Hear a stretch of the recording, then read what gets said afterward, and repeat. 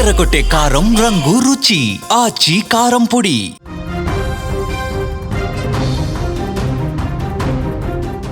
ఏపీలో మరొకసారి వర్షాలు ఆందోళన కలిగిస్తున్నాయి. ముఖ్యంగా 2 జిల్లాలలో అధికంగా వర్షాలు నమోదవుతున్నాయి.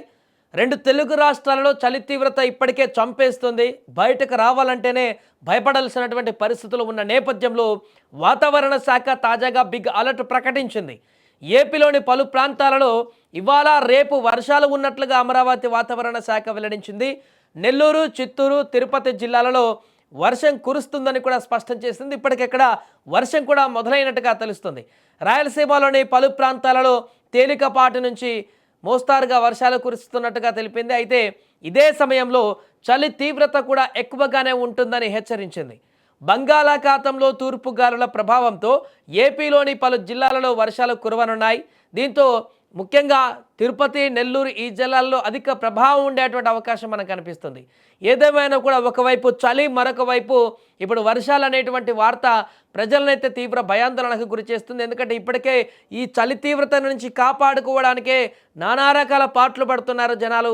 ఉదయం బయటికి రావాలంటేనే వణికిపోతున్నటువంటి సందర్భం ఉంది.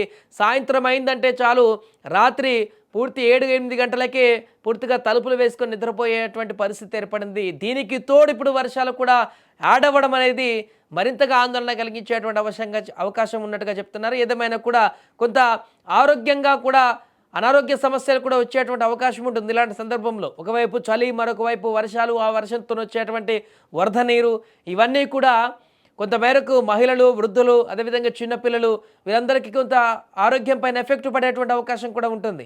అందుకే చాలా జాగ్రత్తగా ఉండాలంటూ చెప్తున్నారు. ముఖ్యంగా వైద్యులు సూచనలు కూడా చేస్తున్నారు.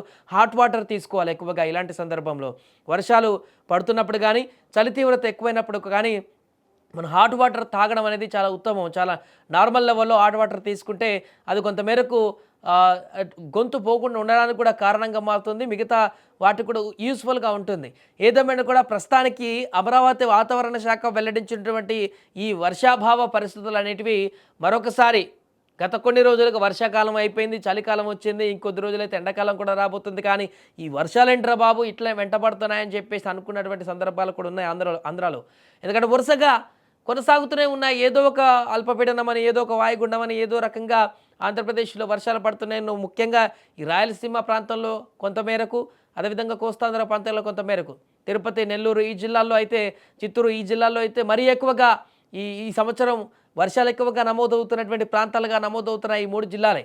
ఏదేమైనా కూడా ఈ యొక్క 2 రోజులు ఇవాళ రేపు కూడా వర్షాలు నమోదయ్యేటువంటి అవకాశం ఉందంటే చెప్తున్నారు. కాబట్టి కొంత జాగ్రత్తగా ఉండాలి. అత్యవసరమైతేనే బయటికి రావాల్సిన అవకాశం ఉంది. ఎందుకంటే ఇవాళ హాలిడేనే, రేపు కూడా హాలిడే కాబట్టి పెద్దగా బయటకు వచ్చేటువంటి పరిస్థితులు కూడా ఉండవు.